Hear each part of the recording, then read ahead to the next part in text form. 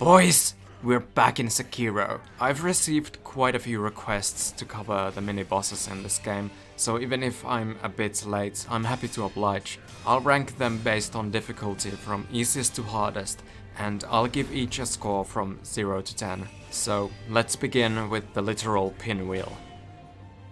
Mist Noble. Difficulty gets a 0 out of 10. Big surprise, I'm sure.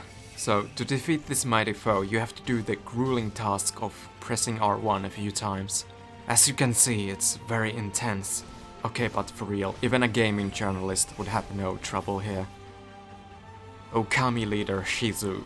Difficulty 0.5 out of 10. I'm giving this pathetic ball kicker half a point for at least having a small chance to get you before you reach her, but as soon as you do, it's over. Leader Shigerori Yamauchi. Difficulty 1 out of 10. With this kind of posture, it's a wonder he rose to the rank of leader of anything. All he really is a tutorial for deflecting, which at the beginning of the game is new to you, so he might not die as easily as the previous two. Long-arm centipedes. Difficulty 3.5 out of 10. I'm counting in both of the centipede dudes because, while the other one has help, he's vulnerable to a death blow from the start, making it about as easy as the other one.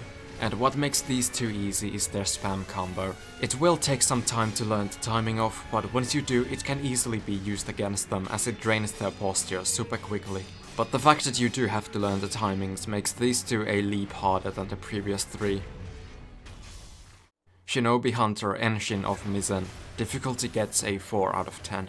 This guy also takes a bit of adapting at first. He's the tutorial for thrust attacks, but he doesn't make it too easy for you, as most of his thrusts are off-puttingly delayed. He can also throw you off with sweep attacks that I far too often mistook for thrusts. However, he does suffer from having terribly low posture. It goes down in an instant, and it's very easy to sneak up on him and cut the fight in half. So, really, what a pussy bitch. Samurai Generals. Difficulty 5 out of 10. This time it's 3 mini-bosses in one spot. They're average in pretty much every way. They have moderate posture, health and damage. They're also decently aggressive and have some perilous attacks to keep you on your toes. While the first one is the only one without additional enemies around him, he does come at such an early stage in the game that you'll likely find him about as hard as the other two. They also don't really have any huge weaknesses unlike the other more gimmicky mini-bosses do. So even now, after about 7 playthroughs, I still don't find them overly easy. Ashina Elites. Difficulty 5.5 out of 10. However, these guys are gimmicky and have low posture, but still remain a decent challenge. And why is that? Damage, dude! It's insane! Sure, if you get the timing on their sheathed attacks down, they'll be dead before you know it. But failing the timing is so much more punishing than it is with the previous bosses. One mistake and you could be dead. But again, thanks to their posture, they're just glass cannons. Underwater Headless. Difficulty 5.5 out of 10. Kind of easy. You have lots of mobility while the boss has none. But the one dangerous aspect is that underwater you can't use Pacifying Agent to get rid of the terror buildup. So if you're not careful, you might find yourself suddenly dead. Armored Warrior. Difficulty 6 out of 10. Yet another gimmick mini-boss, but this time you can only exploit his weakness at the very end of the fight. Before that, you first have to exhaust him of his posture, which this time doesn't happen in an instant. I also tend to have more trouble with slower enemies in this game, as I'm used to just quickly pressing block whenever I see an attack coming. He fights more like a Dark Souls enemy, with super delayed strikes which I find harder to deflect. And with such a big dick sword, it's no surprise he has the advantage of range. But since he's basically out of Dark Souls, his weakness is of course gravity. You have to position him right and then knock him off once he's out of posture. But since he doesn't move around too much, it's not that hard to do. Chained Ogres.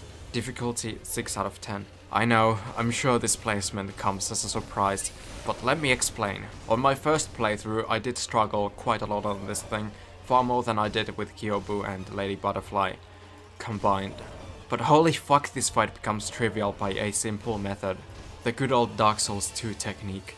Just strafe. and you're gonna be in a perfect position to avoid everything. But I'm still placing the Ogres fairly high, because if that grab gets you, it's game over. Juzou and his reskins. Difficulty 6 out of 10. So this is all 4 of them. They share the same problem with the chained Ogres. You can make the fight easy by just hugging them and strafing to the side. However, they are slightly better at punishing you for using that tactic. Attacks like this big swipe can still hit you. And he's another slower enemy. His delayed attacks are harder to deflect. For me anyway. So, fuck you Juzou, you big bitch. Snake Eyes, difficulty 6.5 out of 10. Sure, they're pretty simple mini-bosses, but at the same time, there's no easy mode or any special gimmicks to make them die instantly, at least none I've discovered myself. I found the biggest danger in these 2 fights to be your own posture. Their attacks drain it super quickly if you don't time your deflections perfectly. And if you run out of posture, they don't just sit there and let you recover. They'll usually execute you while you're stunned. And also, fuck the one that's in the poison swamp. Bullshit cannon cunts! Shichinen Warriors, difficulty 6.5 out of 10. To do this fight properly, you have to first use Divine Confetti to be able to do damage, but to be able to sustain damage you have to use the Pacifying Agent, which reduces terror buildup. And that's all this fight is about, and it's painful. Not the fight itself, but the resource management. I don't like that part about these fights. It's otherwise pretty easy, though I do have some trouble avoiding this big anime beam. But aside from that, it's just the resource management you have to do while fighting the boss that puts these guys this high in the ranking. 7's PS. Difficulty 6.5 out of 10. These guys are like elite versions of the Shinobi Hunter. I don't really have much to say about them. They're decently challenging, but nothing too crazy. But let me show you a cool trick. You can make the second fight a lot easier by using this wounded soldier.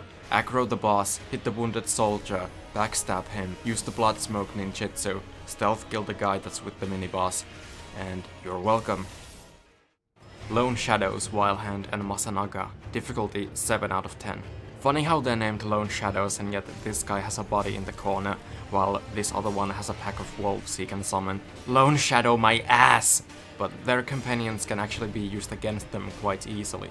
With Vilehard you can stealth kill and puppeteer the second ninja and use him as a distraction, while with the wolf boy he has to stand still and do a long animation in order to summon the wolves, which lets you interrupt him and do some damage. Aside from that, Vilehard fights a little bit differently. He can use poison, but this again actually makes him more vulnerable to damage, as it's easy to just step dodge and counter.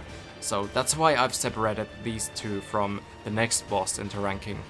Lone Shadow Longswordsman, and he gets a 7.5 out of 10. This motherfucker. He doesn't have any of the abilities that leave him open, and the place you fight him in is such a bitch! It's absolutely tiny. It's awkward as fuck to fight him in here. And overall, these 3 guys have pretty difficult movesets to work with. Some attacks are super quick, like this jump kick that always gets me. Some are a bit more delayed, and they also have long combos. So yeah, they're actually pretty hard. I guess good job, Lone Shadows. Blazing Balls, difficulty 8 out of 10. This is bullshit! But seriously, I really don't like these mini-bosses. It's not fun to run after them like it's Osiris on steroids, but the fault might be in me. I don't really know if there's a good, smooth tactic to bringing these beasts down. I just try to stick to their butts like glue. It's messy and I often get burned and trampled, but I usually manage to pull it off in the end. But since I really struggle to find a proper tactic even after all this time, to me they belong this high on this list. Ogres of the Water, difficulty 8 out of 10. I'm pretty sure there's some cheese tactics for this one, but I only found out about them shortly after starting to make this video, and I would not have discovered them on my own. So I'll kinda just ignore what I heard. Because in my own experience, Ogres is a fucking beast. Damaging her is pointless, it does nothing. Her posture recovers super quickly, which she has plenty of anyway, and her attacks are fast and erratic. So next time I encounter her, I will gladly look up those cheese guides because she is a tough, spectral bitch. Underwater Headless gank, difficulty 9 out of 10. I'll talk about the actual on the ground Headless in a bit. First let's get this out of the way. This fight sucks dick. It's the same as the other underwater headless fight, except now there's 2 of them, so naturally it's about twice as hard. The Headless Difficulty 9 out of 10. These guys are a fucking nightmare. I struggle with them more than I do with any actual boss in the game. Maybe it's because I don't want to bother with them because, frankly, they're not fun to fight. Once again, resource management is half the fight. Fuck that. You get this slowed down effect by just being near them. They can teleport behind you and go all nothing personal kid and one-shot you. They have high posture and health. They have stupidly slow attacks that are just ridiculously hard to deflect correctly. And if you fail to time them right and only do a block, you'll still get a huge amount of terror buildup. I would have an easier time sticking my dick inside a cactus than beating this mini-boss. Actually, sticking my dick inside a cactus is exactly what this feels like. But maybe I'm just a scrub and you guys find this easy. Maybe I need to get good. After all, this is just my ranking. Let me know what you think down in the comments.